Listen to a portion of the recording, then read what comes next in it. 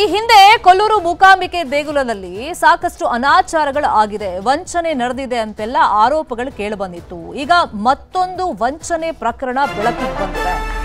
ಮೂಕಾಂಬಿಕೆ ದೇಗುಲದ ಹೆಸರಲ್ಲಿ ನಕಲಿ ವೆಬ್ಸೈಟ್ ಅನ್ನ ಓಪನ್ ಮಾಡಲಾಗಿತ್ತು. ದೇವಸ್ಥಾನದ ಅತಿಥಿ ಗೃಹ ಬುಕಿಂಗ್ ನಲ್ಲಿ ಭಾರೀ ಗೋಲ್ಮಾಲ್ ಆಗಿದೆ ಅನ್ನೋ ಆರೋಪಗಳು ಕೇಳಿಬಂದಿದೆ. ನಕಲಿ ವೆಬ್ಸೈಟ್ ಮೂಲಕ ಕೆಲ ಭಕ್ತರಿಗೆ ವಂಚನೆಯನ್ನ ಎಸಗಲಾಗಿದೆಯಂತೆ. ನಕಲಿ ವೆಬ್ಸೈಟ್ ಮಾಡಿಕೊಂಡು ಮೋಸ ಮಾಡಲಾಗಿದೆ. ಅಂದ್ರೆ ಅಲ್ಲಿ ಸಾಕಷ್ಟು ಅವ್ಯವಹಾರಗಳು ನಡೀತಾ ಇತ್ತು, ಚಿನ್ನ ಕಾಣೆಯಾಗಿದೆ.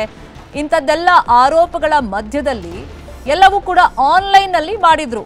ಆ ರೀತಿ ವಂಚನೆ ನಡೀಬಾರ್ದು, ಭಕ್ತರಿಗೆ ಮೋಸ ಆಗಬಾರದು ಅಂತ ಹೇಳಿ. ಆದ್ರೆ ಈ ಆನ್ಲೈನ್ ನಲ್ಲೂ ಕೂಡ ಫೇಕ್ ವೆಬ್ಸೈಟ್ ಎಲ್ಲ ಓಪನ್ ಮಾಡಿಕೊಂಡು ಭಕ್ತರಿಗೆ ವಂಚನೆ ಮಾಡಿರುವಂತ ಪ್ರಕರಣ ಬೆಳಕಿಗೆ ಬಂದಿದೆ. ಭಕ್ತರಿಗೆ ವಂಚನೆ ಆಗಿದೆ ಅಂತೆ. ದೇವಾಲಯಗಳ ವಸತಿ ವೆಬ್ಸೈಟ್ ಹೆಸರಲ್ಲಿ ಮೋಸ ಆಗಿದೆ.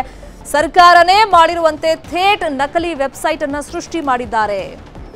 ಈ ಲಲಿತಾಂಬಿಕಾ ಅತಿಥಿ ಗೃಹ ಕೊಠಡಿ ಬುಕಿಂಗ್ ಹೆಸರಲ್ಲಿ ಮೋಸ ಆಗಿದೆ ಅಂತ ಹೇಳಿ ಆರೋಪ ಕೇಳಿಬಂದಿರೋದು. ಆನ್ಲೈನ್ ಮೂಲಕ ಹಣ ಪಡೆದು ನಕಲಿ ರಶೀದಿಯನ್ನ ಕೊಟ್ಟು ವಂಚನೆ ಮಾಡಿದಾರಂತೆ. ನಕಲಿ ವೆಬ್ಸೈಟ್ ಬಗ್ಗೆ ದೇಗುಲದ ಆಡಳಿತ ಮಂಡಳಿ ದೂರನ್ನ ಕೊಟ್ಟಿದೆ. ದೇವಸ್ಥಾನದ ಸಿಇಒ ಪ್ರಶಾಂತ್ ಶೆಟ್ಟಿ ಅವರು ಕಂಪ್ಲೇಂಟ್ ಅನ್ನ ಕೊಟ್ಟಿದ್ದಾರೆ. ನಕಲಿ ವೆಬ್ಸೈಟ್ ಬಗ್ಗೆ ದೇವಸ್ಥಾನದ ಮಾಜಿ ಟ್ರಸ್ಟಿ ಬೇಸರವನ್ನ ವ್ಯಕ್ತಪಡಿಸಿದ್ದಾರೆ. ಅಂದ್ರೆ ಈ ವೆಬ್ಸೈಟ್ ಜಾಲದ ಮೂಲಕ 5-6 ಭಕ್ತರಿಂದ 500 ರೂಪಾಯಿ, 1000 ರೂಪಾಯಿ ಹಣವನ್ನು ಪಡೆದು ವಂಚನೆ ಮಾಡಲಾಗಿದೆ. ಭಕ್ತರು ಈ ವೆಬ್ಸೈಟ್ ಮೂಲಕ ವಸತಿಗೆ ರೂಮ್ ಬುಕ್ ಮಾಡಿದ್ರು. ಕೊಲ್ಲೂರಿಗೆ ಬಂದು ವಿಚಾರಣೆ ಮಾಡಿದಾಗ ವಸತಿ ಸಿಗದ ಹಿನ್ನೆಲೆಯಲ್ಲಿ ಆಡಳಿತ ಕಮಿಟಿಗೆ ಈ ಬಗ್ಗೆ ಮಾಹಿತಿಯನ್ನು ಕೊಟ್ಟಿದ್ದಾರೆ. ಆಗ ಮೋಸ ಹೋಗಿರೋದು ಬೆಳಕಿಗೆ ಬಂದಿದೆ, ಮತ್ತೆ ವಂಚನೆ ಮಾಡಿರೋದು ಕೂಡ ಬೆಳಕಿಗೆ ಬಂದಿದೆ. ಹೆಸರನ್ನು ಇತ್ತೀಚಿನ ದಿನದಲ್ಲಿ ಅಂತೇಳಿದರೆ ನಾವು 2-3 ವರ್ಷದಿಂದ ಈಗ ಆನ್ಲೈನ್ ಬುಕ್ಕಿಂಗ್ ಮಾಡ್ತಾ ಇದ್ದೇವೆ ವಸತಿ ಗೃಹವನ್ನು. ಆದರೆ ಯಾವುದೇ ಭಕ್ತರಿಗೆ ಅನ್ಯಾಯ ಆಗಬಾರ್ದು ಅಂತ ಹೇಳೋ ದೃಷ್ಟಿಯಿಂದ ಆನ್ಲೈನ್ ಬುಕ್ಕಿಂಗ್ ನಡೆಸ್ತಾ ಇರೋದು ದೇವಸ್ಥಾನದ್ದು. ಕರ್ನಾಟಕ ಟೆಂಪಲ್ ಅಕಾಮಡೇಷನ್ ಅಂತ ಹೇಳಿ ಮುಜರಾಯಿ ಇಲಾಖೆಯಿಂದ ಅಧಿಕೃತವಾಗಿ ರಿಜಿಸ್ಟರ್ ಆಗಿರುವ ಒಂದು ವೆಬ್ಸೈಟಲ್ಲಿ ನಾವು ಮಾಡ್ತಾ ಇದ್ದೇವೆ. ಇತ್ತೀಚೆಗೆ 1 ವಾರದಿಂದ ನಮಗೊಂದು ತಿಳಿದು ಬಂದ ವಿಷಯ ಏನಂತ ಹೇಳಿದರೆ, ಉತ್ತರ ಪ್ರದೇಶದ ಜೈಪುರದ ಒಬ್ಬ ವ್ಯಕ್ತಿ ಅನಧಿಕೃತವಾಗಿ ವೆಬ್ಸೈಟನ್ನು ಯೂಸ್ ಮಾಡ್ತಾ ಇದ್ದಾನೆ ಅಂತ ತಿಳಿದು ಬಂದಿದೆ. ಹಾಗಾಗಿ ದೇವಸ್ಥಾನದ ಅಧಿಕೃತ ವೆಬ್ಸೈಟಲ್ಲೇ ಬುಕ್ ಮಾಡಿ ಬನ್ನಿ, ಅಲ್ಲ ನೀವು ದೇವಸ್ಥಾನಕ್ಕೆ ನೇರ ಬಂದು ಬುಕ್ ಮಾಡಿ ಸೇವೆಗಳನ್ನು ಬುಕ್ ಮಾಡಿ, ಮತ್ತು ವಸತಿ ಮಾತ್ರ ಆನ್ಲೈನಲ್ಲೇ ಬುಕ್ ಮಾಡಬೇಕಾದ ಕಾರಣ ನೀವು ಕರ್ನಾಟಕ ಟೆಂಪಲ್ ಅಕಾಮಡೇಷನ್ ಇದೇ ಹೆಸರಲ್ಲಿರುವ ವೆಬ್ಸೈಟಲ್ಲಿ ಬುಕ್ ಮಾಡಿ.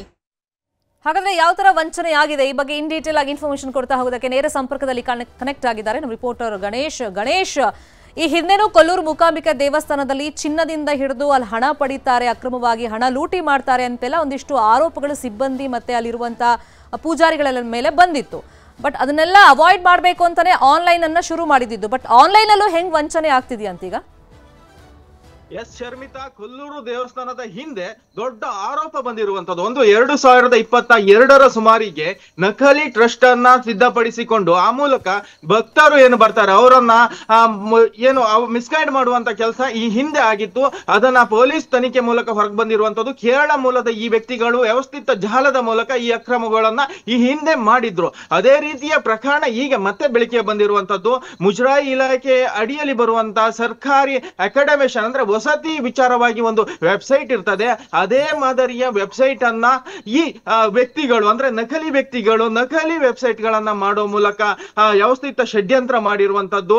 ಅಂದ್ರೆ 1 ವಾರದ ಈಚೆಗೆ ಆ ಜಾಲ ಮತ್ತಷ್ಟು ಆಳ ಊರುವುದರ ಮುಂಚೆ ಪೊಲೀಸರು ಕ್ರಮ ಕೈಗೊಂಡಿರುವಂತದ್ದು. ಅಂದ್ರೆ ಆ ನಕಲಿ ವೆಬ್ಸೈಟ್ ಮೂಲಕ ಭಕ್ತರಿಗೆ ವಸತಿಯನ್ನ ಕಲ್ಪಿಸುವ ನಿಟ್ಟಿನಲ್ಲಿ ಅದೇ ರೀತಿಯ ವೆಬ್ಸೈಟ್ ಅನ್ನ ನಕಲಿ ಸಿದ್ಧಪಡಿಸಿರುವಂತದ್ದು. ಆ ಸ್ಕ್ಯಾನಿಂಗ್ ಮೂಲಕ ಫೋನ್ ಪೇ ಮೂಲಕ ಹಣನ ವರ್ಗಾಯಿಸಿಕೊಳ್ತಾರೆ. ಆದ್ರೆ ಭಕ್ತರು ಕೊಲ್ಲೂರು ದೇವಸ್ಥಾನಕ್ಕೆ ಬಂದಾಗ ಇಲ್ಲಿ ಯಾವುದೇ ವಸತಿಗಳು ಸಿಗದೆ ಸಂದರ್ಭದಲ್ಲಿ ಅವರು ಆಡಳಿತ ಮಂಡಳಿಗೆ ದೂರನ್ನ ನೀಡ್ತಾರೆ. ಈ ಹಿನ್ನೆಲೆಯಲ್ಲಿ ಪ್ರಶಾಂತ್ ಶೆಟ್ಟಿ ಅನ್ನುವರು ಸಿಇಒ ಆಗಿರ್ತಾರೆ. ಅವರು ಪೊಲೀಸರಿಗೆ ದೂರನ್ನ ನೀಡಿರ್ತಾರೆ. ಸದ್ಯ ಪೊಲೀಸರು ತನಿಖೆ ಮಾಡ್ತಿರುವಂತದ್ದು. ಉತ್ತರ ಭಾರತದ ಮೂಲದ ವ್ಯಕ್ತಿಗಳು ಈ ಹಿಂದೆ ಇದಿರುವಂತದ್ದು. ಪ್ರಮುಖವಾಗಿ ಇಲ್ಲಿ ಗಮನಿಸಿಕೊಳ್ಬೇಕಾಗಿರುವ ವಿಚಾರ ಅಂತ ಹೇಳಿದ್ರೆ, ಈ ಕೊಲ್ಲೂರು ದೇವಸ್ಥಾನಕ್ಕೆ ಮಾತ್ರ ಈ ನಕಲಿ ವೆಬ್ಸೈಟ್ ಅನ್ನ ಅಥವಾ ಬೇರೆ ಬೇರೆ ದೇವಸ್ಥಾನಗಳನ್ನ ವ್ಯವಸ್ಥಿತ ಷಡ್ಯಂತ್ರಕ್ಕೆ ರೂಪಿಸಿಕೊಳ್ಳುವ ನಿಟ್ಟಿನಲ್ಲಿ ಮಾಡಿದ್ರ ಅನ್ನೋ ಬಗ್ಗೆ ಇನ್ನಷ್ಟು ತನಿಖೆಯಲ್ಲಿ ಹೊರಗೆ ಬರಬೇಕಿದೆ. ಶರ್ಮಿತಾ, ಫಾಲೋ ಅಪ್ ಮಾಡೋಣ ಸುದ್ದಿನ. Thank you so much Ganesh, ಈ ಕ್ಷಣದ ಮಾಹಿತಿಯನ್ನು ಕೊಟ್ಟಿದ್ದಕ್ಕೆ.